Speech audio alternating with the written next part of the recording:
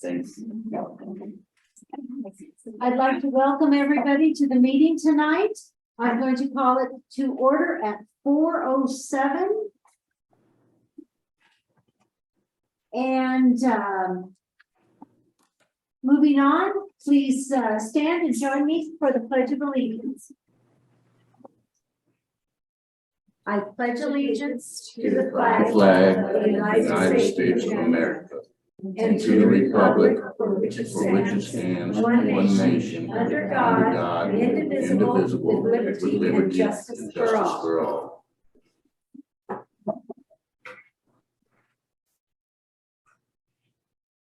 Moving on to 1.2, adopt the agenda. Is there a motion? I move to adopt the agenda as posted. And A second. Oh, did you get that? That was Melissa. Yes, oh, perfect. It's been moved and seconded. All those in favor? Melissa? Hi. Amy? Hi. Jerry? Aye. And I also agree. Motion carries. The consent agenda, 2.1, consideration of approval of warrants and payroll for Northern United Humboldt. 2.2, consideration of approval of warrants and payroll for Northern United Siskiyou, batch number 0307 and 0321. 2.3, consideration of approval of minutes for the March 8th board meeting. 2.4, consideration of resignations, hires, leaves, and change of assignments. 2.5, consideration of approval of Williams Uniform Complaint Quarterly Report for NU Siskiyou. And 2.6, consideration of approval of NUCS board member resignation. Are there any questions, comments? Jerry? I'd just like to say how sorry I am to see that Bianca resigning.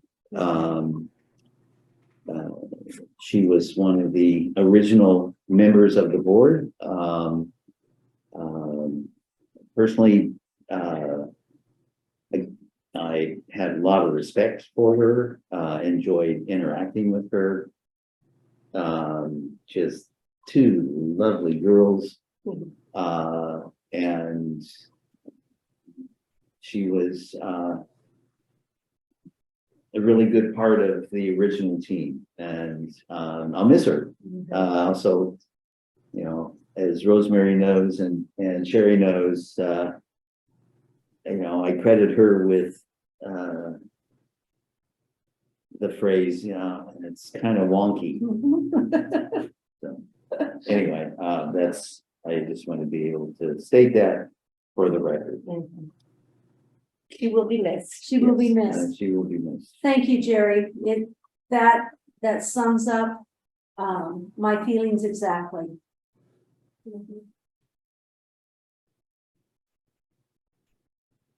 Now, speaking of Bianca, I think I'd like to read the letter that she asked me to read to the board.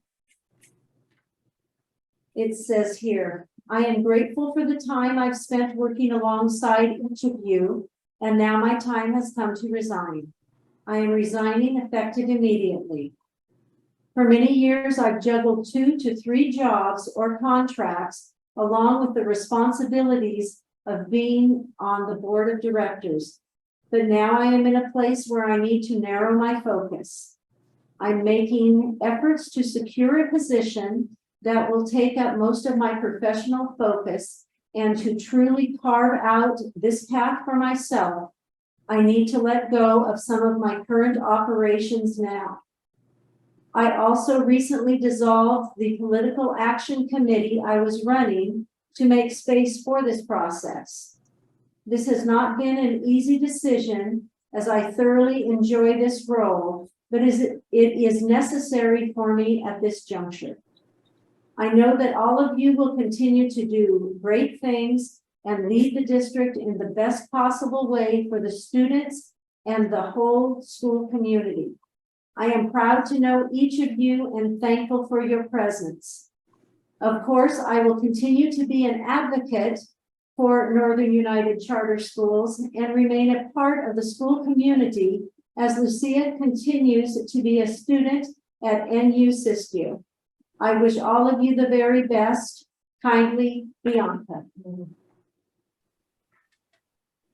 And let the minutes reflect also that we wish her the very best. Yeah.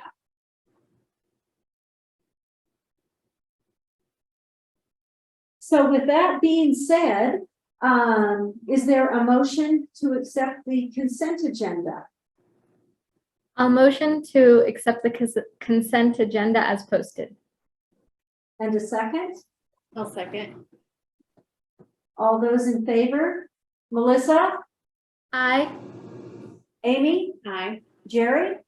Aye. And I also agree. Motion carries. Moving on to public comments, 3.1. Comments by the public. Under this item, the public is invited to address the board regarding items that are not on today's agenda. Please keep your comments concise, brief, and limited to 3 minutes. The board is not allowed under law to take action on matters that are not on the agenda. Should comments from the public pertain to a charge or complaint against an employee of Northern United Humboldt Charter School or Northern United Siskiyou Charter School, the board encourages the speaker to utilize the school's written complaint procedure to pursue the matter.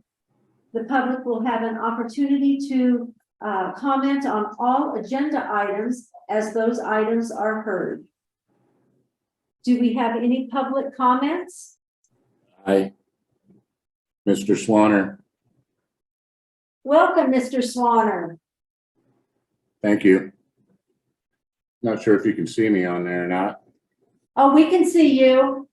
Okay, so I have a couple things I'd like to speak on today. I'll try to keep it brief. I haven't written a speech for you people, but I appreciate your time. My biggest concern is the safety of our children, which I'm sure that's everyone's concern. And with events that are unfolding in today's world, it seems to me our kids are becoming a target. And I have been in contact with Siskiyou Board of Education and had some discussions with them. They haven't gotten back to me on the information that I needed regarding security, specifically armed security for our schools. I realize that might not be feasible and something that a lot of people don't want to do, being there are kids that are present. But I do have an alternative that I would like the board to consider and please look into. And it is a non-lethal, and I think 1, 2, maybe 3 teachers in a facility. This will increase their chances of stopping an assault by a lot. And what it is, it's Byrna, BYRNA, and you can find them at Byrna.com. And it is a non-lethal self-defense tool. And I would be more than happy to demonstrate this product. I have one. You don't have to get a special certification for it, but California does require that you do a test, and you can do it online.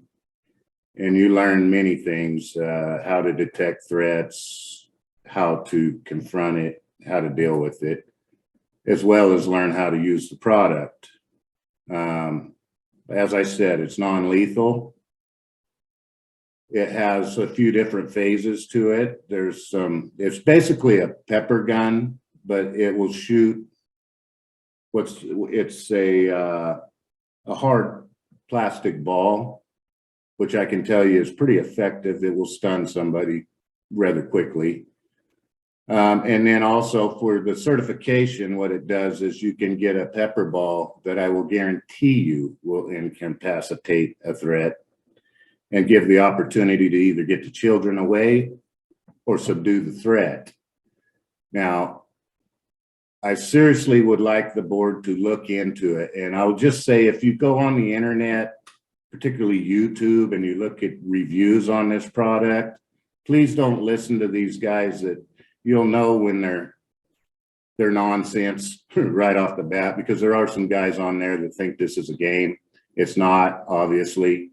These things are to be treated as if they were an actual gun, and they're not. They're not a firearm. California has no laws against having these things, and you can carry them.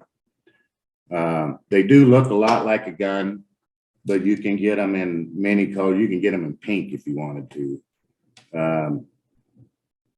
And I just think it's something to consider, because on both sides of this issue, if you don't want to have firearms in schools, I get it. But we all need to take it serious. And the talking time is over, in my opinion. We need to start taking action to actively protect our children, because I can tell you, we all know, we've just watched this latest shooting at a Christian school of all places, and the door don't stop nothing. And I can tell you, for me, I'm a guardian of my grandson. He goes to this school. I took him out of public schools, not just because of the pandemic. I took him out before that because of the threat towards children. And a lot of people who think like I do, politically or otherwise, did the same thing for the better of their kids. The public schools, in a lot of people's opinions, are not doing all they can. We'll just put it like that. So I do appreciate you guys' time. That is my main reason for being here today, because I would like people to consider that and whatever else we can think of to keep our kids safe. Now, I know we live in a small town, but everybody probably can recognize there is some elements moving into our town that are not so pretty. In fact, every day when I drop my grandson off of here, I see them walking by this building, talking to themselves, and strange behavior, to say the least. So I am very concerned, not just for my grandson, but every child that comes here, just to be known. And with that, I will leave that part of this at that. I do have a little bit of information regarding the Byrna self-protection equipment, and please do go on the internet and look that up. There's one other small issue else. It's not small, but it did concern me when I seen it, and it's this book right here. I have spoke with the teachers and staff about this, and I did get a good response from them. I won't say that I didn't. I did get respect from them. They understood where I was coming from on this. Can you tell us the name and the author? I'm sorry, I can't see it. Yes, ma'am. It's Hollow Fires, and I believe it's Karen M. McManus, MCMANUS. I believe that's the author. Or wait a minute. Best-selling author, Samira Ahmed. SAMIRAAHMED. Now, my concern is this is quite political, and it has some information in here that was written about by this author before the story was even over. And obviously it's not over still. I didn't want my grandson seeing this kind of thing, because it does kind of categorize a certain group, a political group. Now, I'm not naming names or political groups, to be fair. But I think things like this is best off left at home. And not just this, religious views as well. Because I've seen my student, we'll just call him my student for purposes of the school. I've seen him being taught other religions, but I'd be hard pressed to see the word Christ mentioned anywhere. And I don't want to get too deep in that. I don't want to muddy the waters here. Like I said, my main concern for me being here today is the safety of our children and what we can do together to keep them as safe as we possibly can. And with that, I'll close. Thank you. Thank Thank you, you. Mr. Swanner. And Rosemary, I don't know if you could see, but there's another hand up. And this is from the Arcata Learning Center. And I think that's Chelsea. Is that you, Chelsea, that we're seeing? She's the counseling intern this year. Hi, yeah, it's me. There she is. Is it my turn? And- So, I just want to make sure for public comment, is it okay if I comment on something that's not addressed in the agenda? You can, but we can't comment back to you. Okay. I guess that'll work. They had it in his reading club. And yes, Chelsea, the public comment And I am time going is to surrender specifically this for book to you at things this not on the point. agenda. I've had it for a few weeks. Okay. I went over it. I'll Please just read wait it. a moment so you can hear me. Okay, go Okay. ahead. So I wanted to comment on a policy change recommendation. I have a little spiel written down here. It's a good afternoon, board members and all the guests and the public. My name is Chelsea Gotro. I am the social work intern at Northern United Humboldt Charter Schools. I mostly intern with the Cut and Learning Center, which has been a pretty great learning experience. I had originally planned to come discuss with you the concept of adding a service learning requirement to our graduation requirements here at NUCS. And I still believe that's important. And I can send an email to the board about that after. But this weekend, as part of my internship, I attended a conference hosted by the Bear River Rancheria. And there were many Indigenous parents there discussing their experiences and their students' experiences with the mission project. That is something that's often done in I didn't grow up in California school system. I grew up in Louisiana, so this is something new to me. But I learned that something that's often a part of the fourth grade curriculum in California schools is a mission project, where students are asked to either like build a mission and or dress up like missionaries or Indians for this project. And this is something I just learned about this weekend.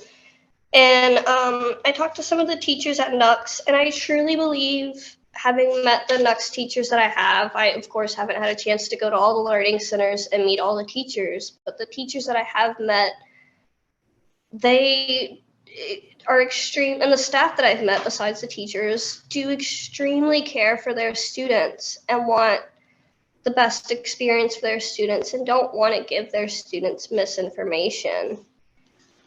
But then, and also, part of the state of California's curriculum does include a bit of misinformation of the history of California, and the federal curriculum includes a bit of misinformation on the history of the nation, especially our relationships with Indigenous tribes and nations. So I was at this conference and sitting in this room with Indigenous parents telling their heartbreaking stories of their experiences building these missions and their experiences with their children building these missions and dressing up and playing these parts. And it was heartbreaking for them because it really involves participating in their own erasure and their own misrepresentation in the curriculum, in the history taught. And having talked to the teachers, I know that they genuinely care for their students and they don't want to harm their students and they don't want to teach misinformation. And also, misinformation is sort of the standard status quo of both our federal and state curriculum. And the mission project is definitely a part of that. The standard mission curriculum presents missions as these happy places where these priests came in and they were bringing Catholicism and civilization to the indigenous tribes who already had their own civilization and already knew how to live on the land and survive for tens of thousands of years. And missions in these curriculums tend to be presented as happy places, but if we're teaching historical accuracy, they were not happy places. They were places of enslavement. They were places where Native women and children were abused by priests and by soldiers. And when their men attempted to defend them, they were killed. And I feel like if we teach an accurate version of what missions were, we realize we can't really ask children to build a mission.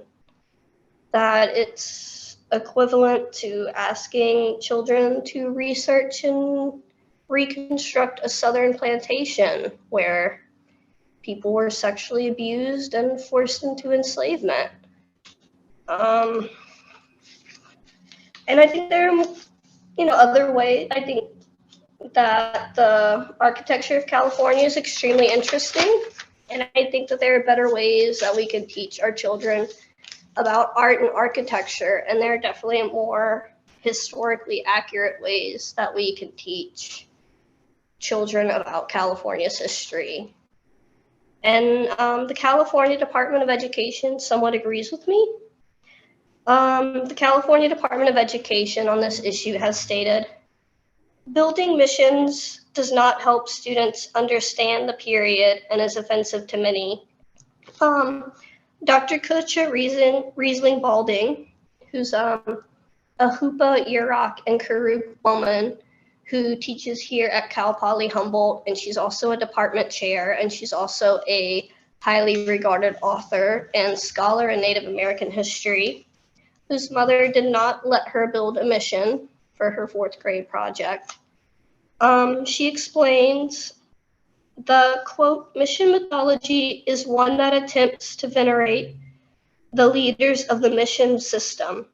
They are the manifest destiny come to life, ordained by God and welcomed with open arms, not only by the native people, but by the land just hungry for what the priests were selling. This false idea that everyone in the mission was happy is a very easy way to erase the intent of genocide and to make it a sort of, quote, whoopsie-daisy in history. And I don't believe that's what NUCS wants to do. I don't believe that's what the NUCS teachers want to do. I believe that the NUCS purpose and the NUCS teachers could be supported by redeveloping this curriculum and by reaching out to local partners such as the ITEP here at Cal Poly Humboldt. There's the Northern Coast Indian Development Council, who also has resources on developing historically accurate curriculums, as well as other local partners that I can include in my email to the board. And I truly believe that NUCS is a great school and that NUCS can be an even better school, and that our teachers deeply care about their students and want to provide them with the best curriculum possible, and that the board can do more to support the teachers in that endeavor. Don't want to take up too much of your time, so thank you for your time and consideration. I'd just like you to leave you with the words of one Native student that I heard over this weekend that I feel like have really stayed with me. And he said, enough Indigenous people have died building missions. So from the start to the end of the mission era, by the end of the mission era, 80% of the Indigenous population had been lost through the missions. So the student said, enough Indigenous people have died building missions that not another Indigenous person should be forced to build a mission. Thank you for your time and consideration, and I hope that the board will consider this and consider what can be the best option moving forward. Thank you. Thank you, Chelsea. All right, moving on to action items. 4.1, approval of art, music, and instructional materials discretionary block grant for NU Humboldt. Okay, so the schools, both Humboldt and Siskiyou, received funding for lots of things. It's actually kind of a wide open. You saw in the plan all the optional things that you can use to spend the funds. So any kind of instructional materials, increases in healthcare costs, social emotional learning, professional development or curriculum. And it's one-time money, and we have a 4 years, I guess, to spend it, including this year. And in Humboldt, we received $139,201. And before this money can be expended, we have to have an adopted plan. So the plan is in your packet, and you'll see that we put money under instructional materials and SEL related materials and books like novels and literature, and then increase in medical costs.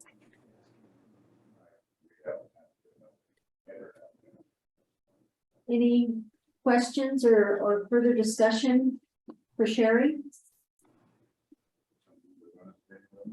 Melissa, have any? Nope. I saw you shake your head no. Sherry or Amy? Okay, is there a motion? I'll move to approve art, music, and instructional materials discretionary block grant for Northern United Humboldt Charter School. And a second? I'll second. All right, all those in favor? Melissa, Aye. Amy, Aye. Jerry, Aye. and I also agree. Motion carries. 4.2, approval of art, music, and instructional materials discretionary block grant for NU Siskiyou. Okay, this is the same thing except for Siskiyou, and in Siskiyou we received $99,059, and you could see that the money was going to be used in very similar ways. Any comments or questions? My only one was what Sherry had just validated that they're covering the same areas. Yep, instructional materials, increase in health and welfare, SEL stuff, and some books. Mhm. Should the motions have plan on them, not just the grant? Is it the plan we're approving or is it the actual grant? The actual grant. Yeah, you're right, it's the Is plan. it the It's plan? just the plan, yeah, Plan for the grant. Yeah. Okay. yeah. Should we go back and do another motion for 4.1?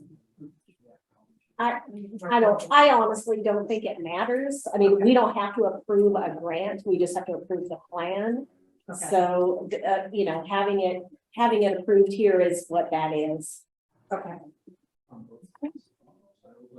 Is there a motion? I motion to approve the art, music, and instructional materials discretionary block grant plan for Northern United Siskiyou. And a second? I'll second that motion. It's been moved and seconded. All those in favor? Melissa? Aye. Amy? Aye. Jerry? Aye. And I also approve. Motion carries. 4.3, approval of employer contribution towards health benefits. Okay, so I'm sure you guys are familiar with seeing this at this time of the year. The rates for our medical and vision and dental insurance were set last month. And open enrollment begins next month in May.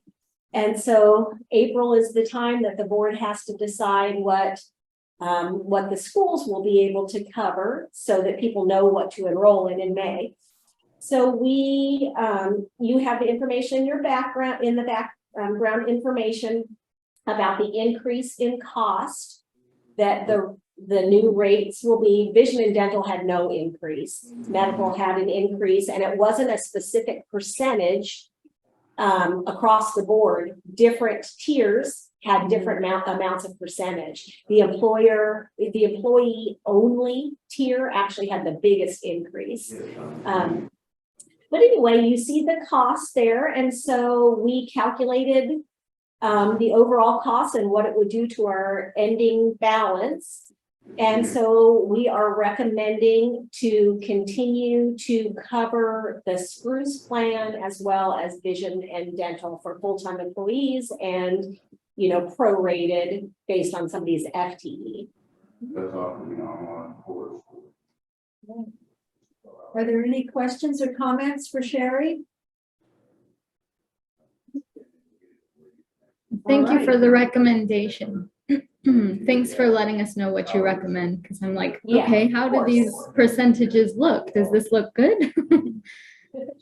Yeah, and Melissa, just so you know, on the background, you see where Humboldt would end next year with a 33.1%, and Siskiyou would end next year with a 53.4% ending balance. We're only required to have 10% ending balance. So this is above what we're required to have. Okay. And that's actually the requirement from our authorizers. The state requirement is actually only 5%. I remember that now from our Yeah. previous. All right.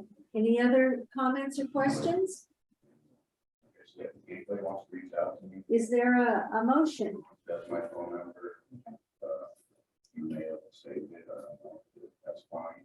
Yeah. I move to approve employer contribution towards health benefits as recommended. And a second? I'll second. They're going to learn some things. that they're gonna It's been moved learn. and I think seconded. anybody should be able to do that. All those in favor? Melissa? Aye. We've got. Amy? Aye. Jerry? I And I also approve. Motion carries. Moving on to 4.4, certification of corrective action plan for the year ended June 30th, 2022 for NU Humboldt's audit.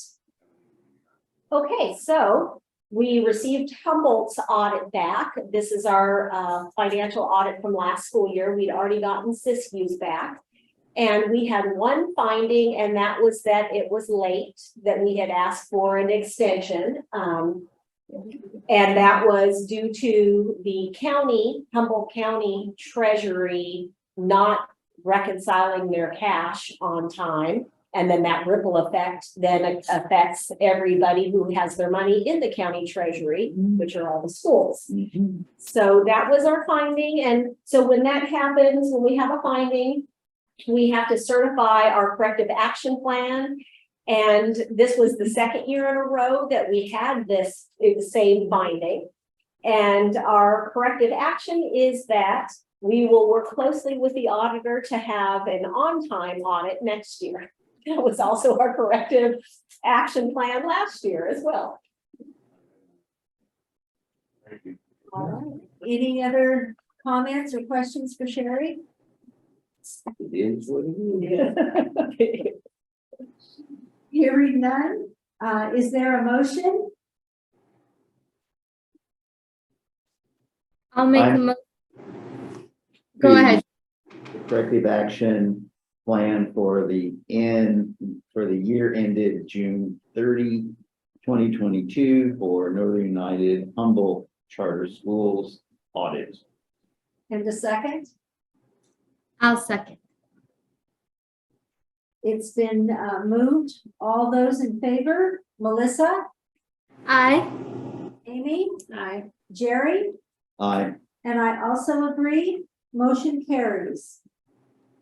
4.5, approval of financial statements with independent auditors report for fiscal year 2021, 2022 for NU Humboldt.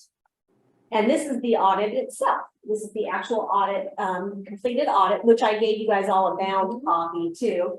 And I included in the background information a letter from the auditor as well.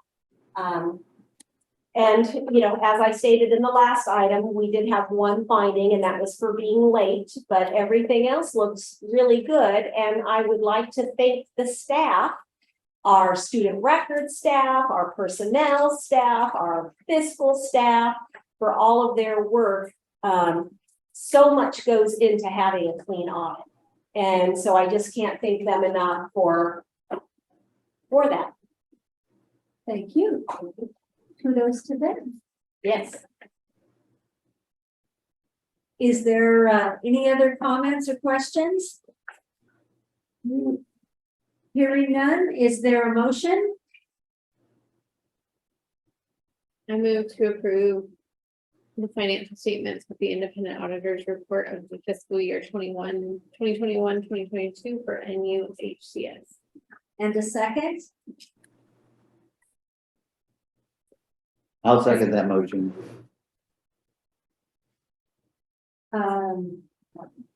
Motion has been made and seconded. All those in favor, Melissa, Aye. Amy, Aye. Jerry, Aye. and I also approve. Motion carries.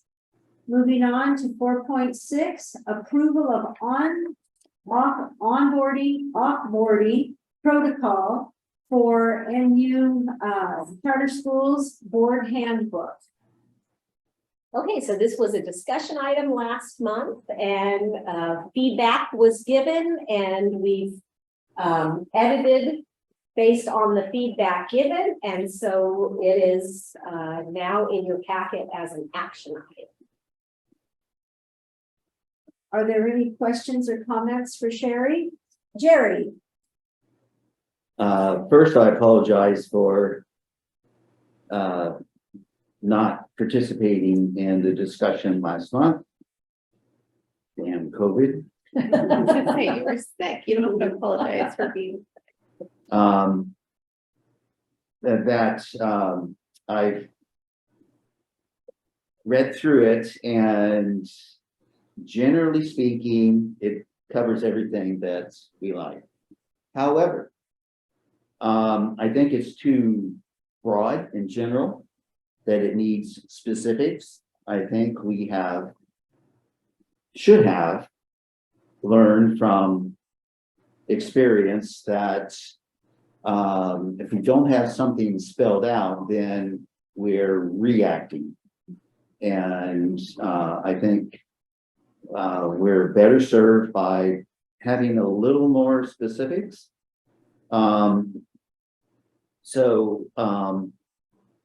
You know, like the onboarding process will consist of an introduction of all NUCS directors and officers. What's the introduction mean? Just this is the name and this is the person. There any background attached to that?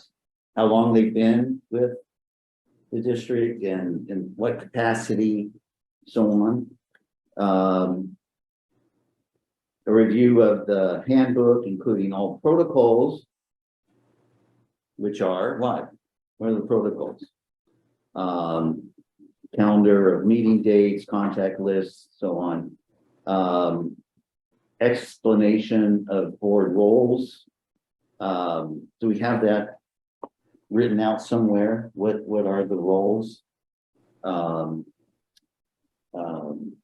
I think it's important that everyone understand, as I've mentioned before, the key role in the board of directors and it is a understanding of the chain of command, which starts with the chairperson.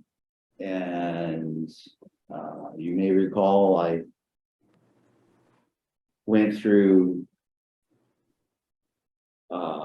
what I believe are the roles and duties performed by the chairperson. If I recall, I did that at the December organizational meeting.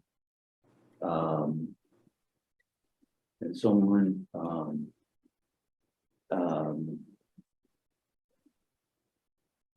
so with the bylaws, I mean, I think there's a note that I put down, we need some history and background, an organizational chart. So the onboarding, so when does this occur? At the first NUCS board meeting after being sworn in. Is it a special session? A special board meeting because the kid depends on when that would be. Should it be a special board meeting prior to the first regular meeting?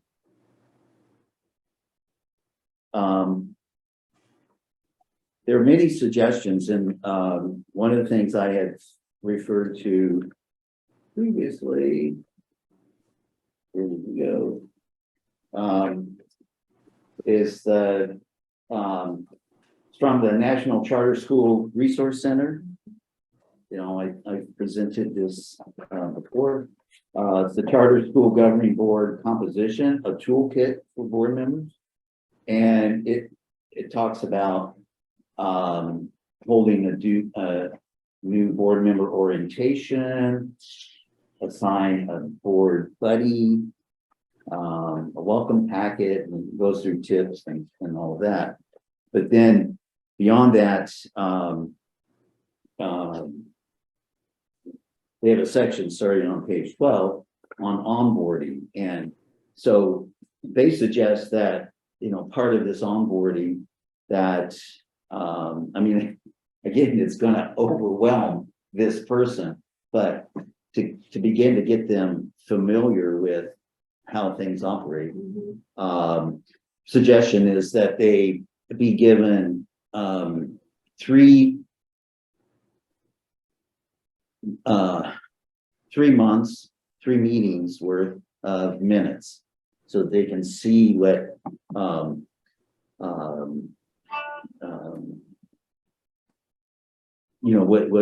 what we talk about and how things work out. And I have the citations in that, and I mean, again, as I said in the my opening comments, it's good. It's a roadmap that covers it, but for me, I think it's too big. I think it needs some more specifics, so that the person is given all that's expected. We've never done this before, and I'm sorry that we've never done this before. I know we had talked about it, and I accept some of the responsibility for not pursuing it long ago. And because we've gone through a series rather rapidly of filling seats and come to the realization that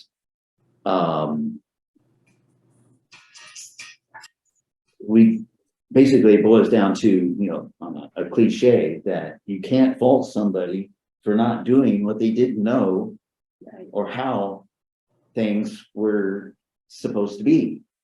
And I just, for me, I think it's incumbent on us to try and cover as much background and details as possible. Now, I know traditional school boards don't do that. You kind of learn by sitting in the seat and gleaning it, but that doesn't mean it's right or the way everything should be done. And Rosemary, you know full well that we've charted new territory, broke new ground. We're way ahead of the curve compared to other charter schools and understanding of certain things. And I see this as a part of that. No other school board has a handbook. I never had a handbook when I served on the high school board. And I'm sure Sherry never had a handbook. We did. You did? Okay, good. Yeah. Good for you. But it's not, and you know, it's not common. So I just put that out there. That's what I have to say. I know that I'm speaking out of turn. We have always said we might understand and interpret it the way we have written it, but we're not always going to be here, and we've always wanted things pretty much black and white and no gray area and everything spelled out. I appreciate what you're suggesting, Jerry. Are there any comments or questions for Jerry, Sherry, or I guess the two of us, huh? I have something to add. I like it. I think it, like Jerry says, it has all the elements. I think that's great. In response to what Jerry was saying, I agree that we might need a little more information on a couple of the topics. Right off the bat, I would say with the explanation of board roles and the introductions, those might be good areas to give more information. And a suggestion might be just coming up with like a living document, like a handout that maybe someone reviews before the new person comes on, just to keep it up to date. For instance, at the meeting, I feel like just the introduction with a name and a position is enough, but they might need more information. So if they had, for instance, a handout that gives like the information that Jerry was just saying, maybe how long they've been with NUCS, or their roles and their positions, like he was saying, but so that we don't take up, just for the, like, for time wise, maybe just this is Sherry, she's our director, and then if we need any more information, it could be like on a handout. And then I do think that it would be a good idea to have the board roles all spelled out, but I'm wondering is that like already in our The handbook, is it already yes, in the handbook? it is. Yeah. So we're just kind of going to be doing an overview of the handbook is kind of what we're talking about, right? In this? In that second bullet where it says a review of the NUCS board handbook, Yeah. yeah, including the protocols and the contact list, those are all things that are in the handbook, yes. And the board roles and everything is already all spelled out in there. Yeah. Right, okay, so they would have that. That's great. And then I was thinking about like the photo taken and the email introduction. I don't know if this needs to be spelled out, but maybe that could be like a 15 minutes before the meeting, like the new board member is asked to show up, you know, a few minutes early, and they have those few things taken care of, just for time wise, and so there's no confusion of like, okay, are you gonna go take a photo now at the, you know, just so those are my suggestions if we are kind of looking back at it again and maybe gonna revise. Thank you. Amy, do you have any thoughts? Well, I think the only thing that I was thinking about is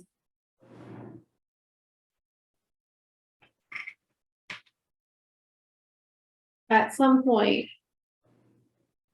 I feel like I got the binder before, We did, we met ahead of time. right? And I Yeah. think that, And you get your email address ahead of time too. well, and I think all of that makes sense ahead of time, because otherwise the person's not gonna know what's even happening. In Yeah. a board meeting if they've never been on a board. Well, and before. that's something that we had talked about before is, so I've been meeting with people ahead of time, like a new board member, and going through stuff. But I think we thought that it might be useful to expand on that in a meeting when everyone is present, because everybody will think of kind of some different things that could be said. Like maybe I leave stuff out, you know, and but maybe other people would think. So I think that was the thought about doing it. You know, doing it in a meeting where everybody can contribute. You know, another option to that could be like ahead of time when I meet, inviting a board member to come to that. So at least there's two of us telling the information. That would be another option for that ahead of time. I just think that if you have any business at that meeting and you've already approved them, but they're literally just now getting that booklet, Yeah. how are they going to know Process it even, yeah. all of that things? You Yeah. know, I'm just saying, like, if you handed it to me and then you're like, okay, I motion this and I start to do this, and Yeah. I'm like, oh, you literally just, I don't know Yeah, what you're just doing. seeing it for the first time. Yeah. Yeah, right. So, You know, That could be a reason for a special board meeting. That would be an orientation, introduction for the new board member. But mhm, I like Sherry's suggestion of, see, in the past, the board had delegated mhm, this role to Sherry, our director. And I think what got missed personally, and you know, and I see from examples that Sherry became the point of contact person mhm. instead of the chairperson. And so if one option would be, aside from a special board meeting, a meeting with Sherry, that other board member should be the chairperson. And so then, you know, they can come to an understanding of the chain of command. I like the idea of a special board meeting, because not only would that help welcome the new person, but it gives us an opportunity to actually review some of the areas. And it's like how many times we've gone to Brown Act workshops, we always learn something new. And if there's a special meeting or a welcome meeting or whatever, just devoted to that, I think we could all benefit from that. You know, even what we could do is have, you know, you can have like a special board meeting right up before a regular board meeting. So like, because I'm just thinking of like timing of this. So let's say, because we're gonna need a new board member now, guys, you know, so let's say we find somebody and you're able to do interviews at the next meeting. And, so then maybe for the following meeting, we have them come right before our regular meeting, like before they're sworn in, like an hour beforehand or something, and do an onboarding kind of. It's a special meeting, but the whole purpose of it, the whole agenda is just to get them up to speed. And then they come in, they get sworn in the regular meeting following it or something like that. Just trying to think like, trying to get a special meeting in on another day before, it could be the same day, just like the hour before or something. I like that.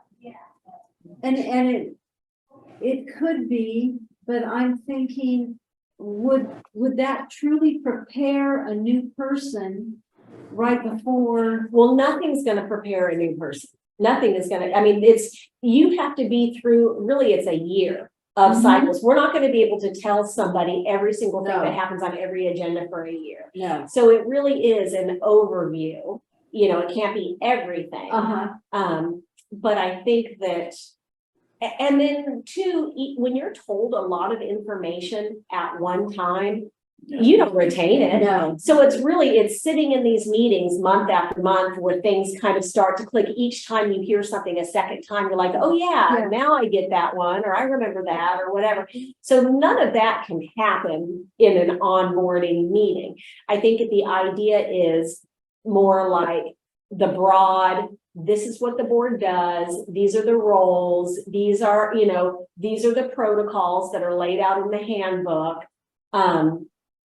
I feel like the purpose of the handbook is all of this information. That's why we've been working on this handbook, all those protocols that are spelled out. It's kind of, you may remember we went through and came up with a list of all the things we thought were like most pertinent for someone to know. And we've made a protocol for each of them. Right. And so kind of reviewing all of that, I think is probably as much as you could give somebody, and like some quick kind of Brown Act, Robert's Rules stuff is probably as much as you could give somebody in one sitting that they would retain. Yeah.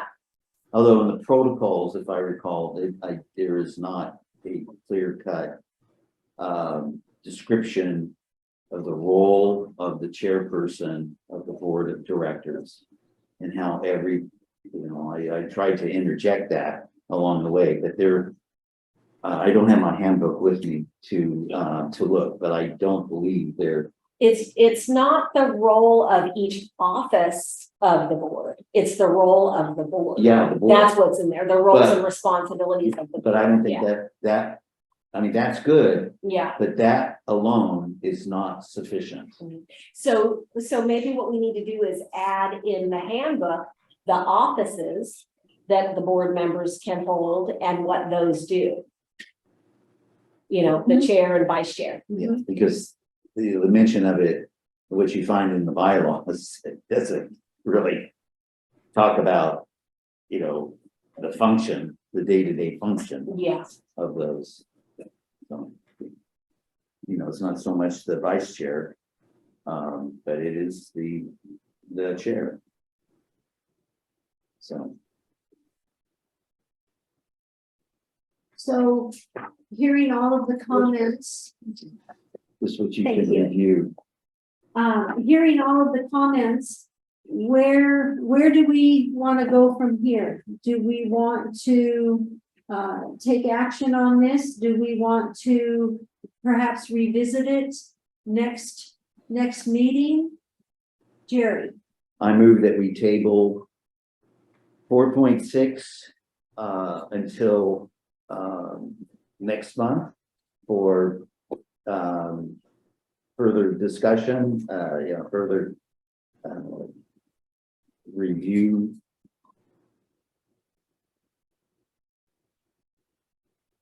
Right. Is there a second to Jerry's comment?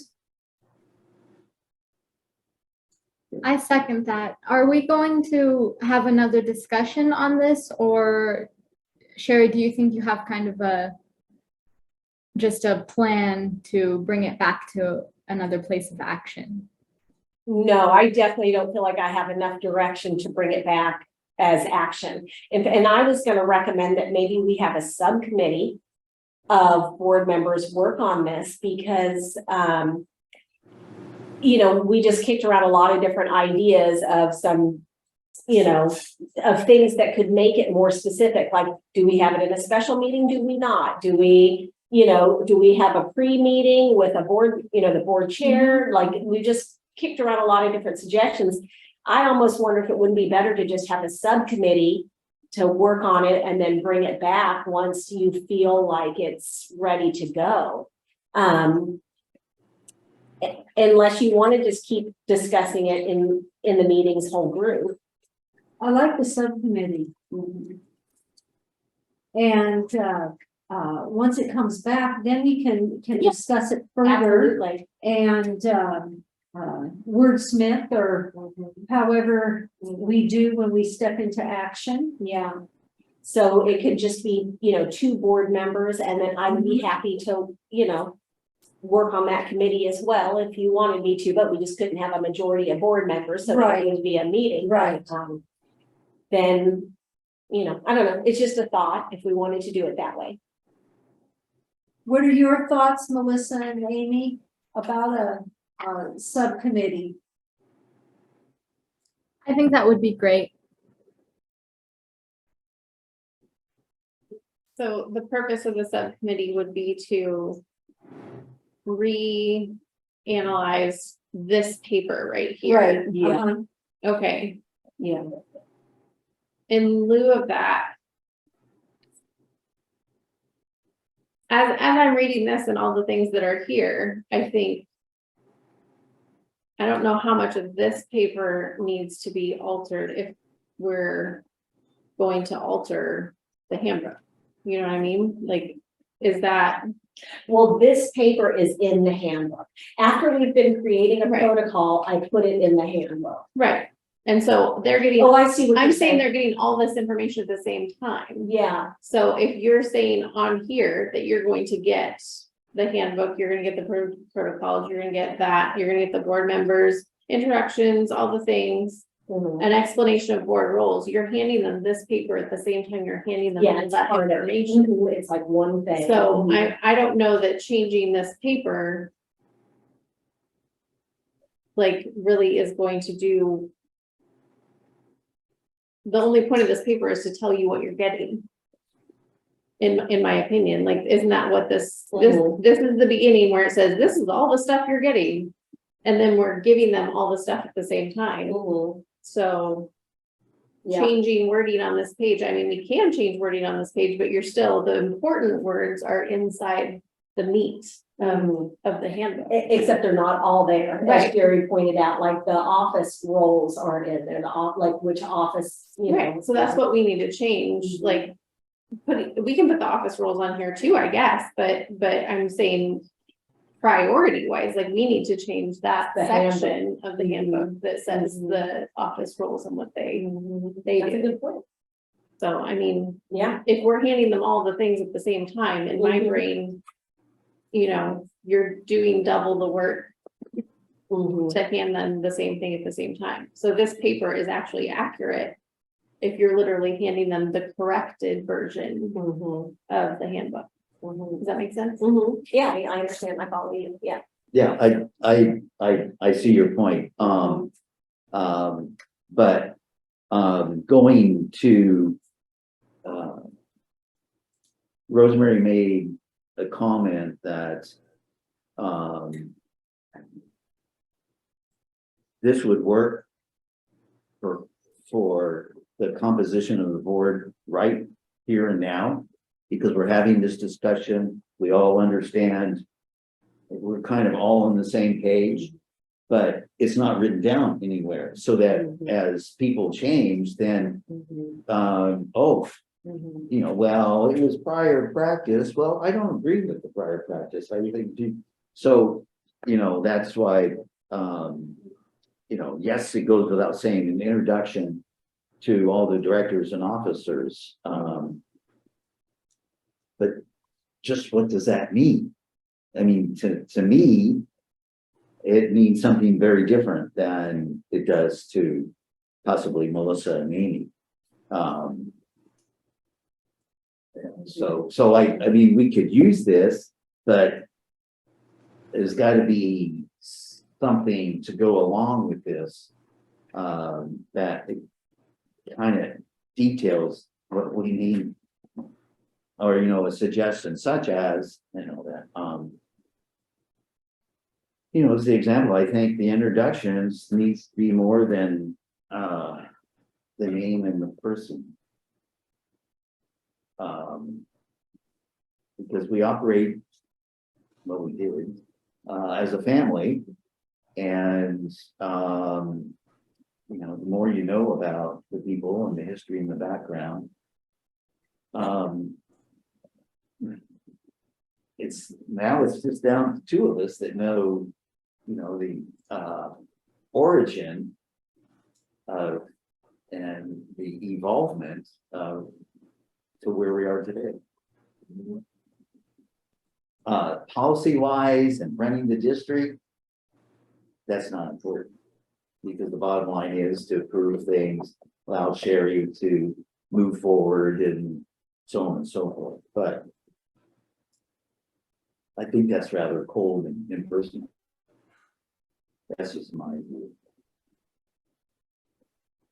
So I And think that the purpose of the committee, if I'm correct, please correct me if I'm not, is just kind of to tweak a few of these things so that it's more clear, right? Like, now that we have these ideas of having that special board meeting 1 hour prior to their first meeting and they're being sworn on, and like that's not on this page, right? So these are the little details that we're thinking of changing on this page, right? So that would need to be on here. That's one option, and then Amy's suggestion of maybe changing some things, some other things within the handbook itself, not just this protocol, but other areas of the handbook. That's also something that could be worked on by a subcommittee. It could be a handbook subcommittee that adds some of those things that aren't in there now and tweaks this protocol. Right. And so, help me here, Sherry, it's been, motion's been made and seconded to table this. So we have to take a vote. So we have to take a vote, and then how do we develop the subcommittee? Well, let me start off, just go ahead and recognize him. Jerry? I withdraw my motion to table this. Okay, And is there a second? and is there a second? I will second that. Okay. So now it's a moot point, Yeah. and we move on Well, to a vote. Well, or we could just discuss what we want to do, I don't know if you guys want to create a subcommittee or if you want me to just bring this back next time as a discussion and we all, there is merit in everybody participating in the discussion because everybody has different input too. That's right. But if you guys are feeling like, I don't know, that this takes up too big of a percentage of time in our meeting, or if I don't know, if you want just dedicated time just to work on this or something like that, then I can see where maybe a subcommittee would be good. Or we could also have a special board meeting where this is all we do. Is kind of go back over the handbook and add those things that we know are lacking. So we have options. So what's everybody feeling? Melissa, what's your feelings? I feel like I really like working these things out all together. I also feel like it does take quite a bit of time to do these little tweaks, but I do think it's necessary. And I kind of like how we're just knocking them out one at a time so that it doesn't take too much time. I feel like where it's at right now is really good. And I personally like the idea of just throwing in that extra hour prior for onboarding. And I also like the idea of, Jerry had some more suggestions of more information that's necessary. And I like just adding in more into our protocols and into the handbook.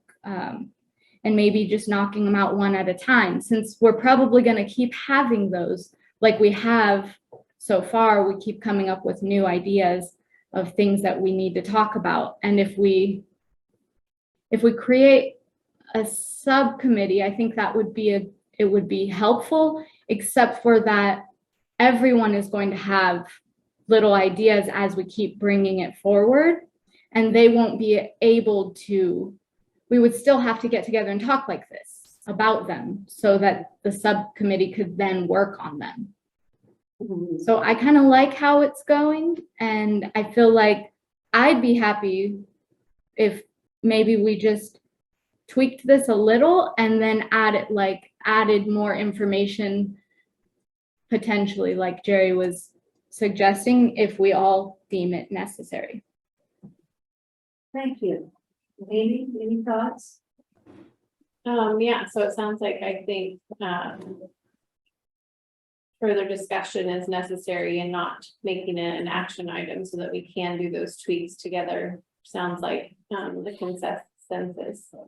And then when it's ready to be an action item, we can do it. Yeah. Jerry? Oh, we have nothing to lose by making it an action item. Just because it's an action item, we don't have to take action. Just like this is an action item right now. We're not going to take action.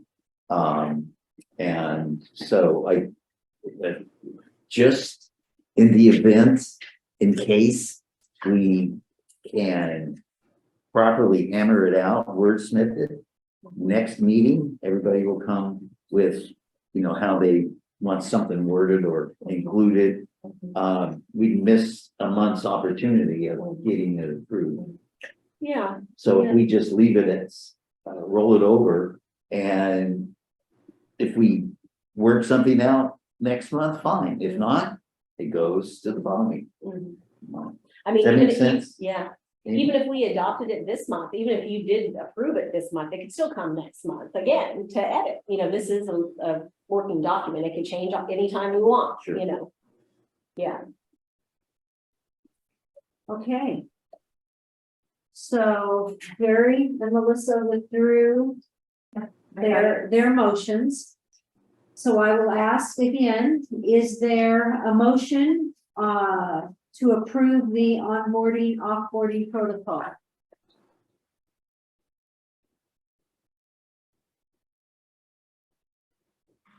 Hearing none. I think that it dies For the lack of emotions. due to the lack of emotion. Okay. Okay.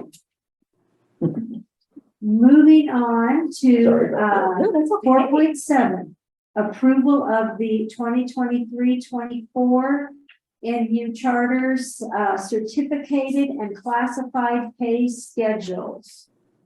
Jerry, Before I get started, can I just ask one clarifying question? Am I bringing 4.6 back as a discussion or a action? action What do you think, Amy? or discussion?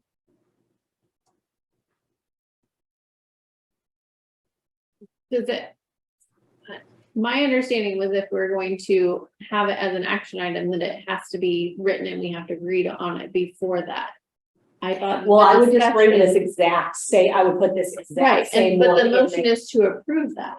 Mhm. So the motion, if we don't agree on it again, the motion will be to not approve it. We and would then approve it go with back. edits. We could Okay, approve it with edits. okay, Yeah, so it really doesn't matter. okay. Which incidentally, we did with All the other ones pretty Yeah. much, yeah. And it came Yeah. back with, and then everybody agreed to the language we all talked about. Okay, yeah, so if anybody has any edits, they just bring them and we'll talk about it. You okay with that, Melissa, if I put it on there as an action? Yes. Okay. Okay, thank you. Sorry about that. I just wanted to be sure I knew. All right, 4.7. Ooh, okay. So I put the current pay schedules in there, and then I put proposed pay schedules in there, and we can go through. Well, I guess maybe I'll do the certificated one first. Just so you know, the changes that I've made on here, and here's another example where we can edit if need be, but, so I changed the stipend amounts. The longevity had started at $300 for the 6th year, and we made it $500 for the 6th year. So each of those upped, we increased each of those for the longevity stipends, and then same with the degree stipend. So the master's degree was $550, and we're proposing changing it to $1,000. And just the rationale behind both of those. And we did the same on the classified one too, just so you know, proposing increasing those stipends for an associate bachelor's in longevity.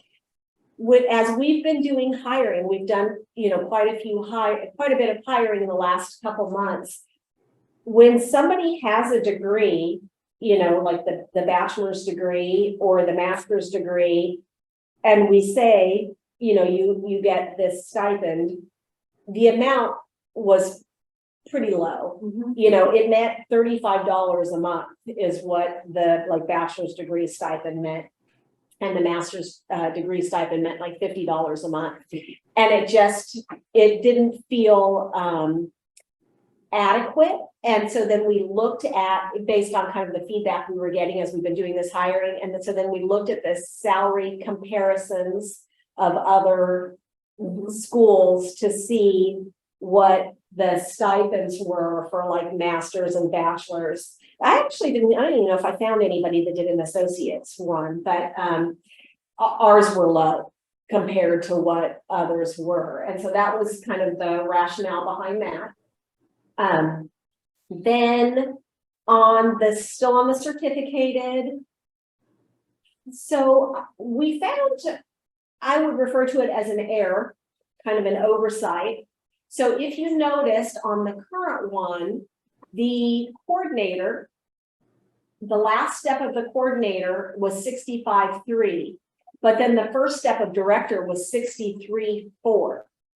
So it was kind of like, well, why would somebody choose to have more responsibility for less money? And so we corrected that so that the starting line of the director was a little more than the last line of the coordinator. And then in doing that, we had to adjust then the regional director for that same reason, because otherwise it made it so that the last line of the director would have been paid more than the first line of the regional director. So those are all of the certificated changes, right, Linda? I didn't miss any on the certificate. That was okay. And then the classified, in addition to those stipends, the longevity and the education stipends, we added the chief business officer line and then increased the first step of the classified hourly ones that were at $15 because minimum wage is now $15.50. So looking at this, Yes. we have no employee that is making minimum wage. Everybody is above. Correct. Okay, Correct. good. Sherry, we also increased the instructional aid. Thank you. Thank you for pointing that out. Again, in our looking at other doing the salary comparison, for those that don't know, Humboldt County Office of Ed asks for the pay schedules of all of the local schools and puts together a salary comparison. Our aides were low. And we were finding that it's been hard to find aides because Target now starts at $17 an hour. And so I'd way rather work at Target for $17 an hour than be an instructional aide, so that's what we were finding. So those were the adjustments.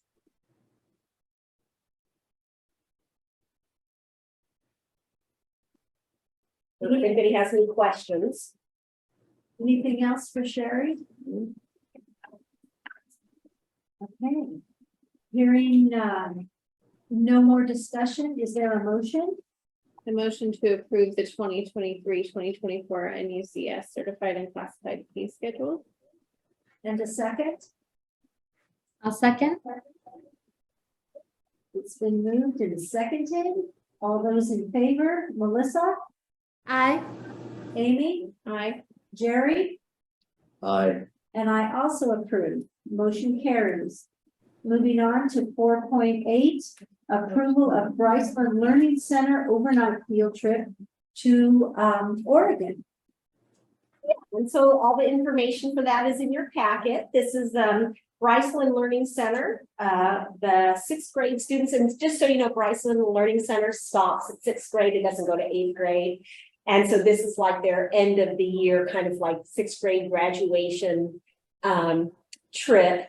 And so they would be going to Cave Junction and also to Medford and to Ashland. And all of the information that we require was in there. You know, we asked for the itinerary, the chaperones, all of that. And so that's all in that packet.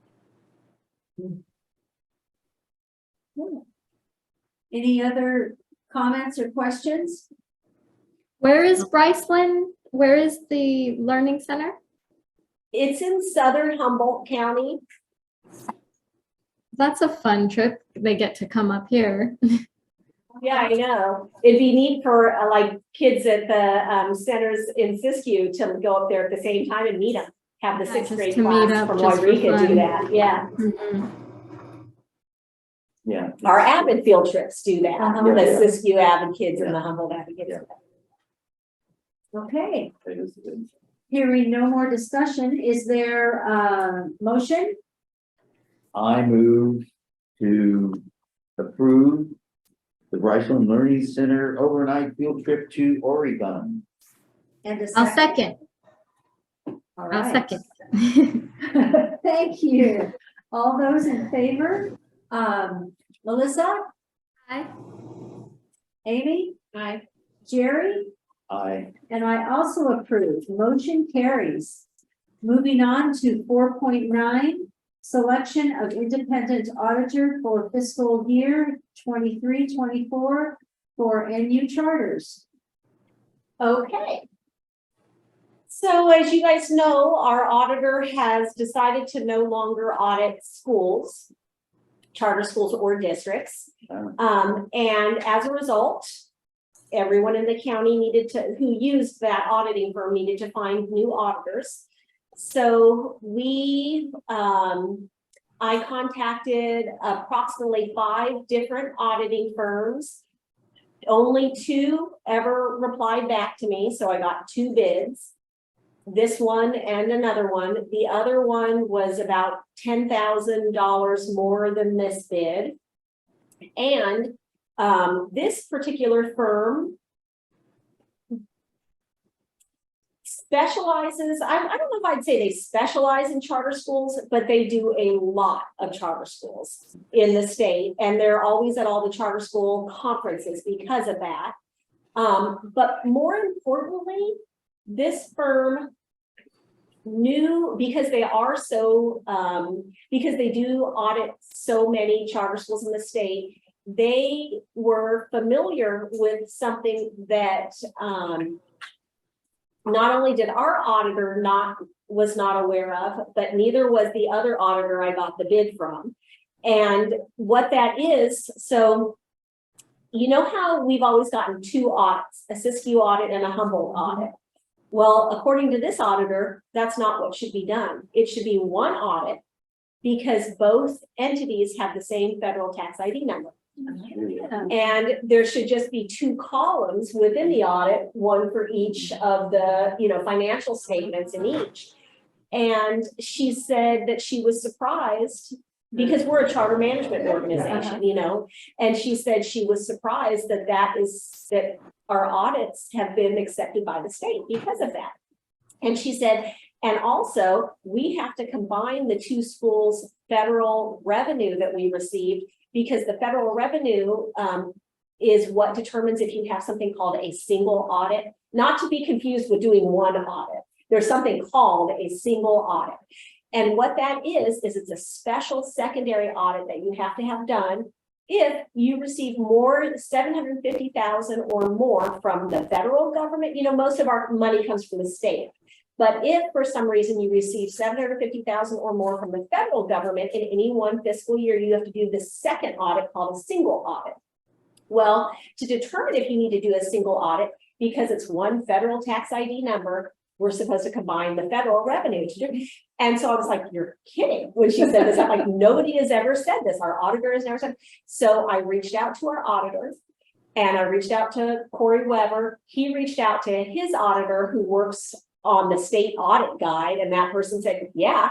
And our auditor looked into it and found out, you're right, that is what needs to be done. So just so you guys know, he's redoing these audits now for this year. And we'll have to do it, and he'll have to do a single audit because we did make more than we did receive more than 750,000 from federal funds when you combine the two schools. And are we going to pay again No, for their mistake? it's the same fee. But anyway, so he's working on that now. So you'll be seeing a third audit at some point. But anyway, the fact this new auditing firm knew that and no one else did, and they were $10,000 less than the other bid, to me, it just seemed like a no-brainer. The other thing that I want to mention is, I've probably told you before that once a month we have a group meeting in Humboldt of all the Humboldt Charter School directors. And we have started having an attorney come to that, a young Indian Corps attorney. It's one that maybe you guys have seen present before. And now I'm not thinking of her name. It'll come to me in a second. But anyway, no, she has now moved to Humboldt County. She still works for Young Indian Corps, but she works remotely. And she's an attorney that's been there forever. Anyway, so she comes to our meetings now, which is nice because we get like free legal advice from our legal firm.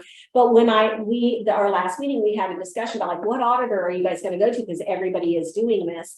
And she had nothing but good things to say about them. She said she has worked with them a lot over the years with her clients for different reasons. And she had really positive things to say about them. So anyway, it is more, it's about 8,000 in total more than what we've been paying. 4,000 for each school more, so Siskiyou will pay 4,000 more than they did last year for their audit, and Humboldt will pay more than 4,000 than they did last year for their audit. But I think it's going to be money well spent to have somebody who knows how to audit charter management organizations, which we are the only one in Humboldt or Siskiyou County, by the way, the only charter management organization. Anyway, so this is my recommendation for our new independent auditor for the 23-24 school year. What's the name of the company, Sherry? Oh, sorry. They are called, the acronym is CLA, but it's Clifton Larson Allen, LLP. Clifton Larson Allen, LLP. Okay. So that's what the motion said. Yeah, so the motion should be that we nominate CLA as our new independent auditor for the 23-24 school year. Thank you.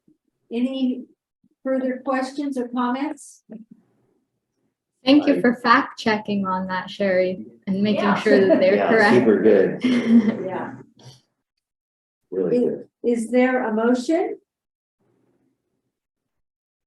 I move that we approve the selection of CLA to be our auditor for the fiscal year 23-24.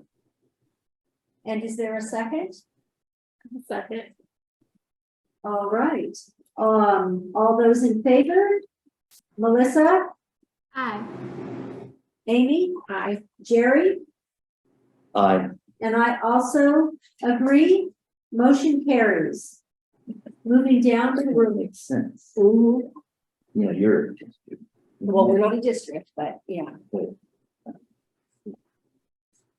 Yeah, it does. It makes sense. Yeah. Moving down to reports, 5.1, enrollment and attendance reports.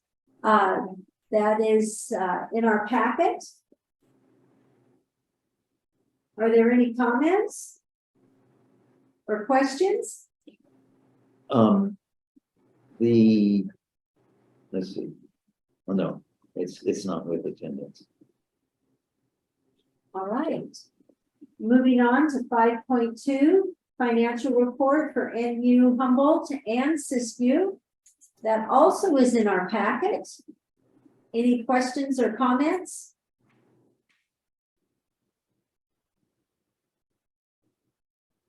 And now we'll move on to 5.3, director's report. Sherry, take it away. Okay, well, on Friday, I went to Mount Shasta and Kirk and I met with the owner of the buildings that we would like to move into for next year. We would like to give up our 2 Mount Shasta leases that we currently have and move into these buildings. And I think I mentioned this last month, but currently Golden Eagle Charter School is in those buildings. And they're moving out because they bought property and are moving on to, they're moving they have a couple different places, but so they're moving out of these 2 buildings. So they are already set up exactly as we need them, including playground and, set up as classrooms and everything. So on Friday, Kirk and I, he'd already been there, but I went with him and the owner and toured the buildings, and they are so nice. They are so nice. And so anyway, I'm hopeful that we'll start working with them on a lease to present to you guys. And, our current leases end June 30th and the new lease would start July 1st like we always do, but hopeful that we'll have leases to present on that. Probably May, I think is when we usually do leases. But anyway, that was one thing I wanted to let you know. And then I went over again. So I came home on Saturday and then went again on Monday and came back last night, but this time to Waurika, and went to our first Tuesday of the month meeting that we have there at the county office. And let's see. I don't think I really have anything to say about that meeting, but anyway, so that's kind of what my travels for the last few days. Today was my first day back in the office since last Thursday. I came in on Sunday to leave papers for Rosemary to come in and pick up on Monday. But and then the other thing I wanted to mention is I said this earlier, lots of different staffing changes and new staff has started in our office now. And so lots of rearranging of office space, people in different cubbies now, and emptying out the space that had been where all the business office folks had been. That pretty much now, the last person who was in there that is moving out has moved out now. And so we're just about ready to start having the records office move in. And so what has been happening right now is our new registrar and our new registrar tech have been preparing the files for scanning to do the scanning project and working through that really quickly. I think that project is going to be done. We're hoping before the move even. I mean, they're making really good progress on that. Every time the registrar goes out to train with Roxy, she comes back with boxes of the files ready to be scanned, and then the registrar tech is scanning them. Tim worked for weeks on getting a system in place for all of that to be scanned in a really easy way and set up for like searching. So we've started with all the old Matol files, scanning all of that. And so the hope really is that none of that even is going to have to be brought here. It's just going to go to the shredding place because we'll have already gotten it all scanned in. That was on my list to ask you about. Yes. The status of that. Yeah, it is really moving forward quickly now. And all the infrastructure is in place and the people are there and they know, I mean, they're in there just all day working away at it. So 187 of the paper rain boxes to be scanned. yeah. Yeah. what a long time coming. Yeah, Uh-huh. yeah, I'd be anxious to tell Carol yeah, that it's finally Yeah. being done. yeah. Because it it's goes back to close. both she and Stephanie began to advocate for this to happen. Wow. And is the configuration going to be that the public will come in the front door here as opposed to the back door over there? When, for coming in to register and things like that? Oh, no, I don't think people will come here to register, No. Okay. no. Usually when people want to register, there's a couple ways. One is on the website, there's like a thing to fill out to contact, and they're contacted.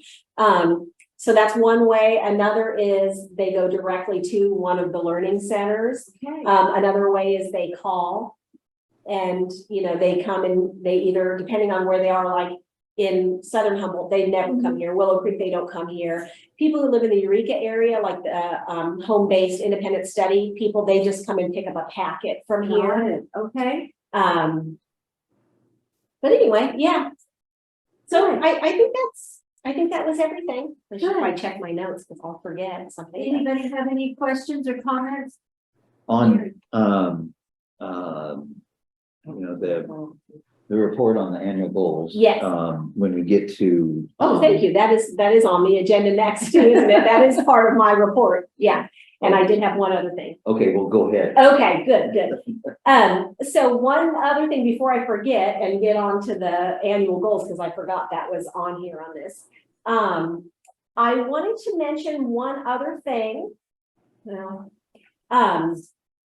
Northern United Humboldt Charter School. I don't think I've mentioned this yet. This year, okay, so let me back up a second. You guys know that all the schools in the state of California have something that's called the California School Dash. You can go to the California School Dashboard and look up a school, and it gives different, they call them indicators, but it's different metrics. And they used to look like gas gauges, kind of like from empty to full. And like on one end, like the empty end of a gas gauge would be the school's not performing well in this area, and the full side, you're doing well. They've now changed to like bars, kind of like a bar graph, and also colors are associated with too. So a red color is like the lowest level of performance, and the blue color is the highest level. And so some of the different indicators that are on there are things like how your students are doing on the CAS test, the state standardized test, how your suspension rate is, how your graduation rate is, things, there's just different metrics on there. Well, they also break your students up into subgroups if you have enough of a certain subgroup. And so we often don't have enough students to even report on the subgroup because our subgroups are so small in number, it would be a confidentiality issue often.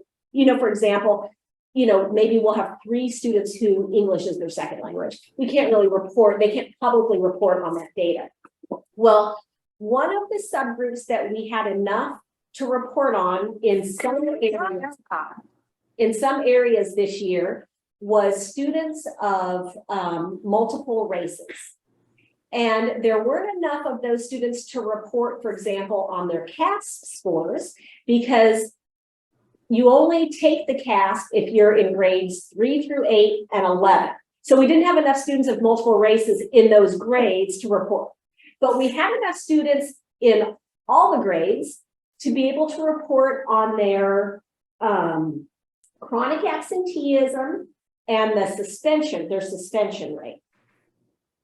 I'm sorry, this is so complicated, but if one of your subgroups is in the lowest performing level, a red, in all of the reporting, in all the indicators except one, your school gets put into something called ATSI, which is Additional Targeted Support and Interventions. Well, that particular subgroup, there was only enough kids to report on 2 of the different metrics, chronic absenteeism and suspension. Chronic absenteeism, they were in the lowest group, the red group. So in other words, you know, a big percentage of the students who were of multiple races were chronically absent. They were in the highest group, the blue group, for suspension. So one, they were in the lowest, one, they were in the highest. Well, remember what I said is you get put in this ATSI if all of them are in the red except one. Well, for us, all of them was only two, and one was red and one was blue. So it's just a, you know, it's an odd thing when you don't have a lot of kids to even, you know, report out on these things, because there weren't enough of them for the CAST subgroup, there weren't, or the CAST, you know, indicator there, but anyway. So what that means is, because Northern United Humboldt Charter School had this situation happen, we're in something called ATSI. There's no money associated with it or anything to help this, but you have to have a plan. And we are allowed to use our LCAP as the plan. And so in our LCAP, you will see that I have added an additional metric in there for chronic absenteeism for students who are of multiple races. And then also an additional outcome. So what we're hoping to, you know, will happen with these students, how their chronic absenteeism will decrease. Anyway, I guess that's it. That was the other thing I wanted to tell you on our report. Any questions on that? That was a lot of in the weeds stuff. Yeah, not particularly to that. But Okay. when you So then, yeah, the other have thing. the data. Yeah, the other thing was the report on the annual goals. And, you know, in the past, I've done a slideshow and we've done it in the meeting. And this time I thought, why don't you just put it all on paper so they could be in the packet so you can see it ahead of time and then just ask questions here rather than going through it slide by slide. So what are my questions? Well, I was, you know, I'm just looking at the, you know, the academics, you know, progress. 5 met, 2 did not. Unknown. On the SSTs. Yeah, and then special ed 504, you know, all the things that, you know, I'm somewhat familiar with. So a question to you, and if you can answer it, is, you know, some of these that did not meet goals and so on. Right. How much of that is related to attendance or lack thereof? That's a good question. That's a very good question, and I don't know. But we could find out very easily because, you know, obviously we know who those students are and we can match them with the attendance. I was just curious if there's a correlation Yeah. between lack of attendance and, Right. you know, therefore underperforming Yeah. and therefore not meeting Right, goals. right. No, that makes sense. that's a If very they're good not, question. uh, Yeah, if if they're they're getting not- instruction right. because they're absent. Then they're probably not getting their interventions that have been put in place to make progress. Yeah. Exactly. I'll check on that, Jerry, and I'll get back to you next month because that is a really good question. Yeah, I mean, I think that's something that, you know, we should be aware of. Mhm. And then, I mean, it's very, we can only do as much as we can do. Mhm. You know, yeah, you know, there's the attendance policies and so on and so forth, Yeah. but it's just a stark realization that Mhm. if you're not in class, in the seat, receiving the instruction, it makes sense that Mhm. you're not getting what you need to be able to perform Yeah, and move forward. yeah, I'll find it out. I Okay. think that's a really good thing to look into.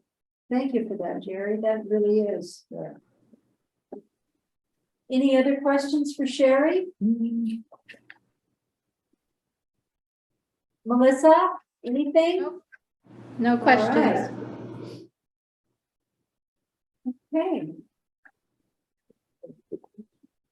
We'll move on then to 5.4, Northern United Humboldt School Report, and that also is in our packet. But Rebecca, do you have anything else to add? Hi. She does. All right. You look surprised. Sherry Yeah, says I do. Are we going to talk about our winners? Yes, that's what I thought you were gonna do.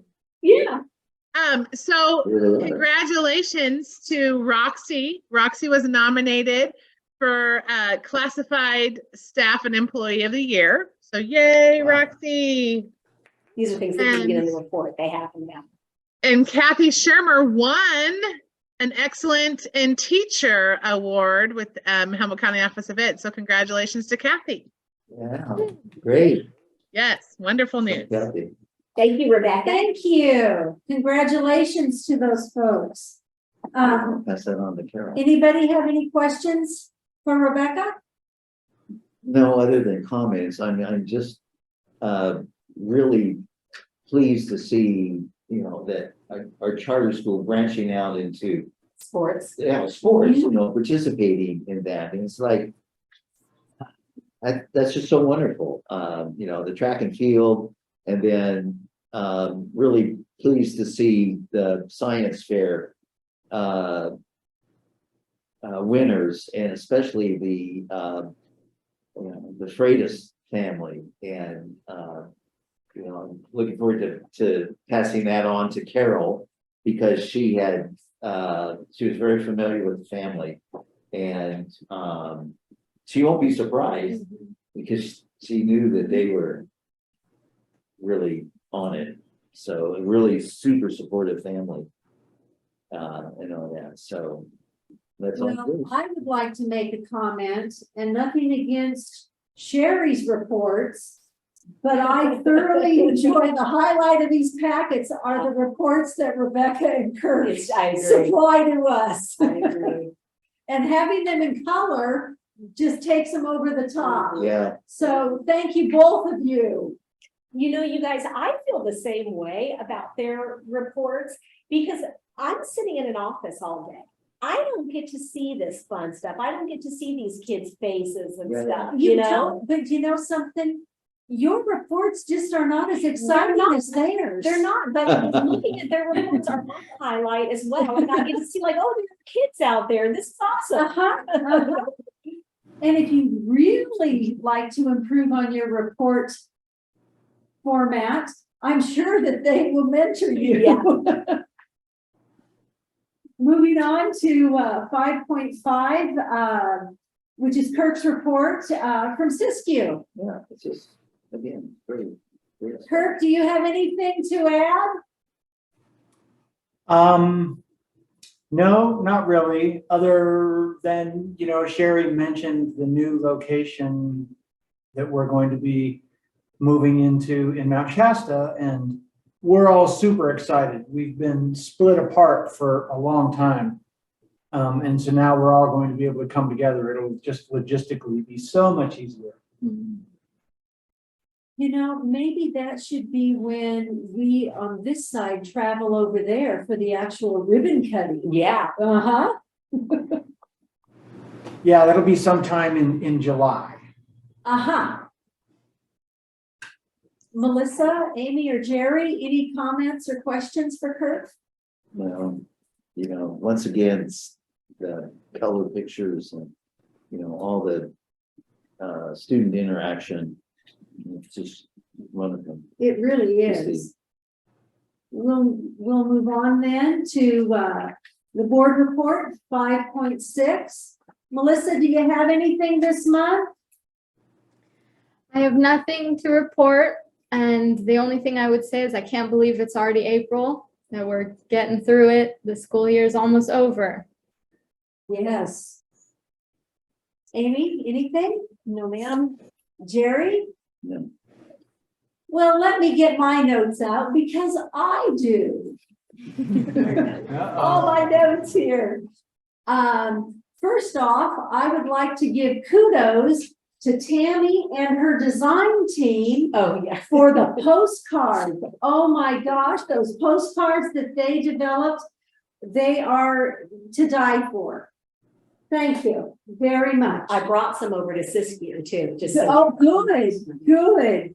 Secondly, I'd like to give a shout out to Debbie Scholes, our librarian, for her overseeing the Godwin Days participants from our school. Five of our artists received awards. Then there was the spaghetti feed and benefit. That was just amazing. We had standing room only, sold out dinner. To take a phrase from the famous Hokey Pokey, Rebecca was in the back shaking it all about when she didn't think anybody could see her. I could see her. And let me tell you, she can shake it all about.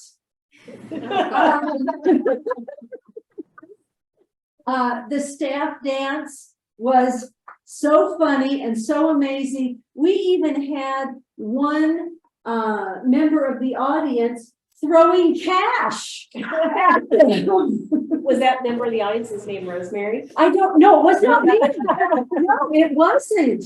But I thought, yes, way to go, way to go. And just the amazing talent of our students. It was such a fun night. And I must say, we had a mom that was almost on stage filming her daughter. I don't know what you're talking about. It was just exciting. It really was. I think the comedy was the best. The comedy. jokes in between. There you go. Pretty good. All of it was great, and kudos to you, Rebecca, and the others that put it all together. And that's it for my report. Nothing about the community schools advisory council meeting? Didn't I say that last Oh, time? maybe. I thought I did. You probably did. And so now we are going to move on to closed session, but prior to that, I have to read this. It says under this item, the public is invited to address the board regarding items that are on the closed session. Speakers are limited to 3 minutes each. The board is not allowed to, under law, to take action on matters that are not on the agenda. And what we are going to be discussing is employee performance of the charter director. So are there any public comments? Oh, Linda has a comment. During your evaluation, I think you guys should consider everything that has happened at our school this year while we're evaluating Sherry, and that she jumps right in, she rolls up her sleeves, and she is there 24/7, helping every aspect of our school be successful. When people leave, she's right there. So And picking up the jobs that were left. yeah, and We doing. didn't hire another person. So you guys don't see her day to day and how awesome that she is as a boss, and just in general as a school director, how professional, and to the staff, community members and parents. And I just think that you guys should be aware of that. Thank you. Thank you, ladies. I'll pay you later. Well, yeah. 6 o'clock, we will On to that. go in. Oh, Wait a minute, there's, pardon? I was just gonna follow what Linda said and say, yeah, everything that Linda said, yes, and she's the glue that holds this whole thing together. Thank you. Thank you, guys. I appreciate it. Okay. Yeah. Yep, I will write down what time we come out of closed session and stuff. Yep. Yep. Oh, yeah. And if there's an action and agenda items and adjournment. Yeah, Okay. I'll do that. Thank you. Okay, and so thank you. So at this time, which is, Recording, you still need to say the time. I kind of interrupted you when you were saying the time that you were putting into closed session. we're gonna go into closed session now. It's 6 o'clock. And I'll just move, I'll move. Okay. Okay, okay, Rosemary. we will reconvene back in open session at 6:47. And we have nothing to report. So we are going to move on to 8.1, possible agenda items. So things we've mentioned tonight is having the onboarding, offboarding protocol on again next time. I don't even know what else is gonna be on next month. I would like to add It's not gonna be the something. LCAP and the budget. What would you like to add? I would like to revisit, I guess I would say, possibly amending our bylaws when we have a vacancy, like we do not only for a board member, but a chair or vice chair, how to fill that opening until it's filled. You're giving me a blank look. Well, I'm just trying to process what you Because said. Bianca was not only a board member, but Right. she was the vice chair. Right, so remember I said next month we were gonna put on electing a new vice chair. Yes, So what would be in the bylaws? that until that actually, this is my thought, until that actually happens, that a past president would step in to fill that spot. For instance, if I were to resign, Bianca in theory would move into my place, still leaving the vice chair open for a bit. Could be a meeting or two, and, Yeah, I think that's something we'll have to figure out, because what if there wasn't a past Yeah. president? Yeah. Like, Yeah. Yeah, I You think know. they're just the I mean, person there has is to be now, elected at but- the next, yeah. Instance, like what if Rosemary wasn't able to show up tonight? right. Yeah. Who would take her place? Who would step Right, in? yeah, then it's just a volunteer, somebody would have to Officer. volunteer. No, Have that one of the written. board members, yeah. Yeah, that was just Right. my thought that I had written down. Mhm. Now, see, there's nothing in the bylaws that addresses that. I mean, generically, the board makes its own decisions and selects its officers. Mhm. Again, it's really vague. Yeah, if those two officers weren't here and somebody else needed to do it, which is what would happen, what would you write in the bylaws to say that? Because you couldn't put a person's name, You couldn't put a person's so just name, another member would but do you it. could say like the past chairperson or the past vice chair. If there is one. If there is one, yeah. And Something more general, like the longest held position or something, like the person. something that would Mhm. cover the protocol Mhm. in the event of. Mhm.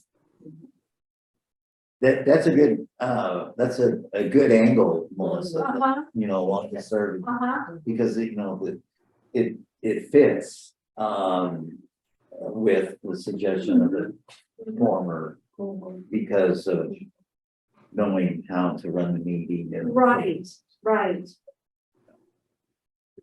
Anyway, it's another new thing we haven't. Okay, so do you want me to bring the bylaws to the next meeting? Would it be in the bylaws or would it be another protocol? I think that would it would work well with what Jared was talking about, members' roles, like Yeah. Uh-huh, In the handbook? yeah, we need to, if we don't have another one on the list to look at next, that might be the one, or at least put it on the list, Sherry, for other Yeah, things that we need to work exactly. on. Yeah, this one was the last one on the list. So I think next on the list will be like going back into the like not the protocols, but the rest of the board Uh-huh. handbook to put in the offices and the roles and stuff. Mhm. Cause you never know. This is a unique situation that we've not had before. But that is something that will be on the agenda next month, is electing a new vice chair. Right.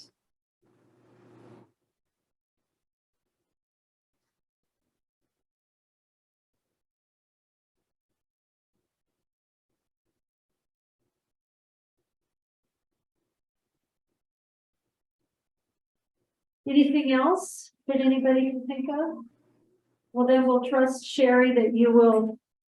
There will Work be your a full, magic. there will be a full Yes. agenda. I have no. Yes, and we're gonna move on to.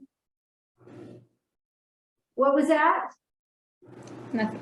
Oh, we'll move, I'm sorry, it's hard to hear over this toilet running. 8.2, which is our next board meeting. I did check the date because oftentimes, as you recall, the last two meetings, Sherry put the wrong date in, so I had egg on my face. Will be May the 10th. And then moving on to 9, I would like to thank everyone for being here, and I will adjourn this meeting at 6:54. All right. All righty, all right. I should have put the wrong